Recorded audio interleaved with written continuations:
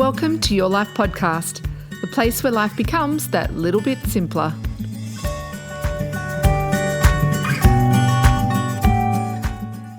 Thank you for joining me on the Your Life Podcast.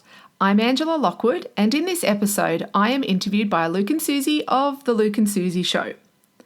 I once had a young girl in her early 20s working for me, and she made a comment to me that really struck a chord.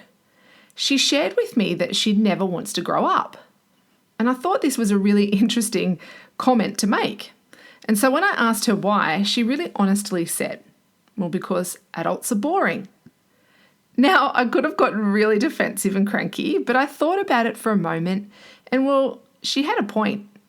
See, when life is busy and the serious work of being an adult is in full flight, it can feel like, and it can actually appear like, life is a little bit routine. So in this episode, I share how to spice things up a little with a bit of planned spontaneity. That's right, scheduling time for fun may be just what tired and burnt out adults need. Enjoy. Luke and Susie with faith, family, culture. And Suze, there was a time when there was a little bit of a dilemma in our life when you sat down and you said to me, I don't feel like you're spontaneous enough. And it's weird because people would assume that I'm really spontaneous. Yeah. But I'm not. I'm muddle-headed. I'm not organised, but I'm not particularly spontaneous. And you want to just stand up in the middle of a Saturday and go, let's go do something adventurous. And I wasn't necessarily up for it. And one of the solutions that we had to try and get to, and it felt weird at first, was to plan a block of time for something spontaneous, and it felt very unnatural. It felt very counterintuitive to actually go about this. To talk about this concept of planned spontaneity is the author of the book Switch Off. Her name is Angela Lockwood. Hello, Angela. How are you? I am fantastic. I always feel like when I speak to you guys, it's like planned spontaneity. I knew I'd mess up planned spontaneity. It's so hard to say. Well, that could be like, because you take the two celebrity names in a couple, right, and you combine them together. This could be the new phrase you're coined, spanned. Span your life. It's my new hashtag. Yeah. Look, and it is. Whenever I speak to you guys, it's like, it's fun, it's insightful, it always stretches my thinking too. And I always walk away from speaking to both of you as feeling really full with joy and going, right, I can go and do this today. And my mindset changes. And this is an example of planned spontaneity. It's sort of like scheduling time into your week to help top up your energy stores. And I don't mean just your physical energy stores, but also the energy in your thinking.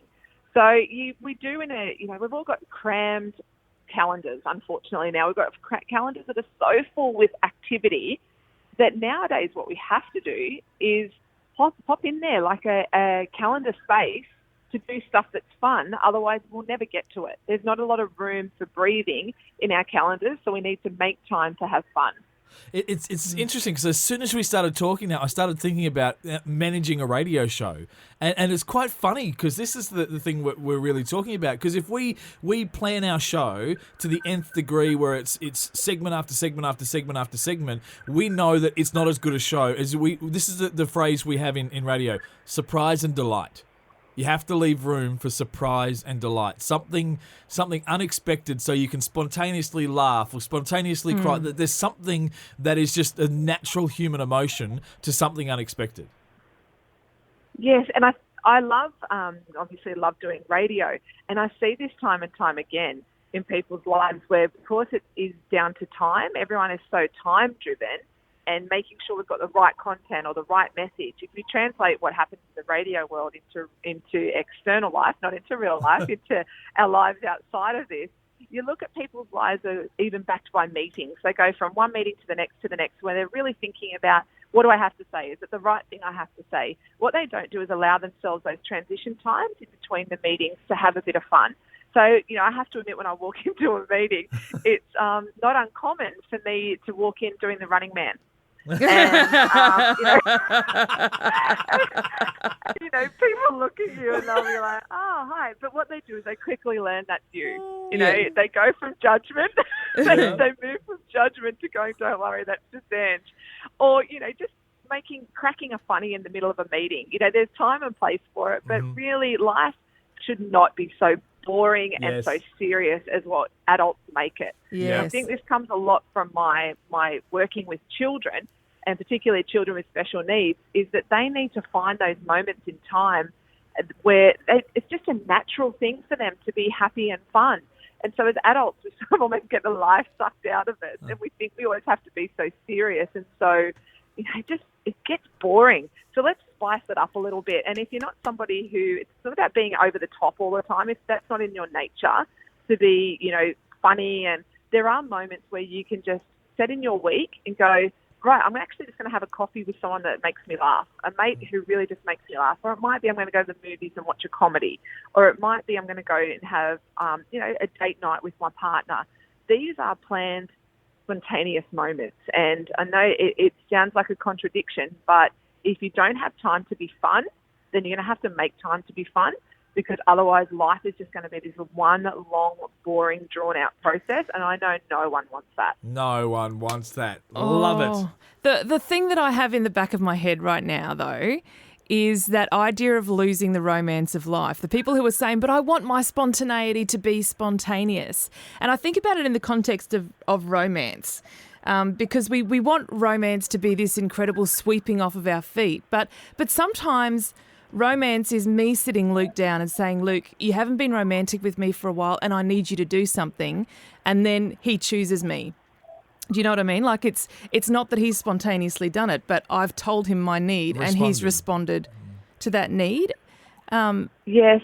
And otherwise he'd be guessing. Yes. Otherwise partners guess and they think, well, I don't know what they want, but sometimes we just need to be really clear in our communication. So right now what I need is this.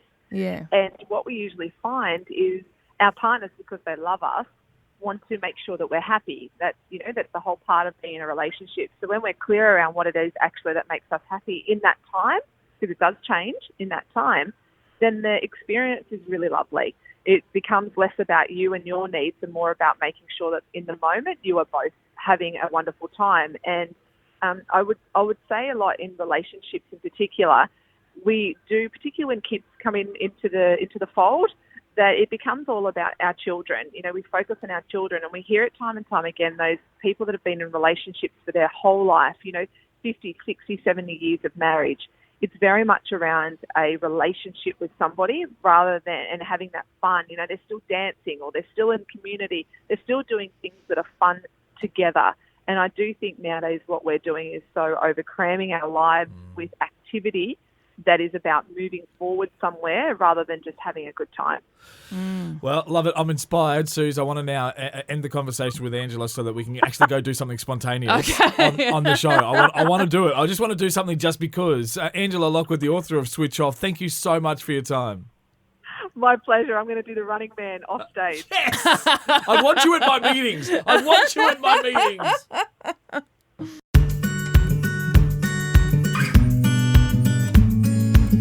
I hope you enjoyed this episode.